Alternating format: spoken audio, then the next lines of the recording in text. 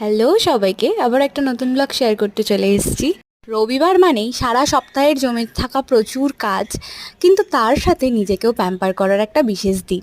প্রথমেই ফ্রেশ হয়ে নিয়ে চিয়া সিডস খেয়ে নিয়েছিলাম, যাতে কাজকর্মগুলো করার জন্য এনার্জি পাই। এরই মধ্যে ডালটাকেও আবার সেদ্ধ করতে বসিয়ে দিয়েছি। কোনোভাবে আজকে টাইম নষ্ট করা যাবে না, কারণ প্রথমেই তো বললাম সবটা তাড়াতাড়ি করে কমপ্লিট করতে হবে, কারণ নিজের জন্য কিছুটা সময় তো বাঁচাতে হবে, তাই না? আগের রবিবার মানেই সকালবেলায় থাকতো লুচি আর আলুর তরকারি, তার সাথে তো দুপুরবেলা চিকেন কষা হবেই। কিন্তু এখন সেই জিনিসটা আর হয় না, কারণ এমনি ওয়েদার চেঞ্জের জন্য আগের দিনই বলছিলাম বাড়িতে সবার শরীর খারাপ, তাই রুটি খাওয়ার জন্যই আলুর তরকারি করেছিলাম, একদম পাতলাভাবে, মানে পেঁয়াজ দিয়ে আর কি। কাজ করতে করতে বেশ অনেকটা সময়ই চলে গেছিলো, তো তাই ভাবলাম আমাকে প্যাকটা লাগিয়ে নিই, না হলে আবার শুকোতেও সময় নেবে। আমাদের সাথে কথা বলতে বলতে বেশ অনেকটাই কাজ এগিয়ে গেছে।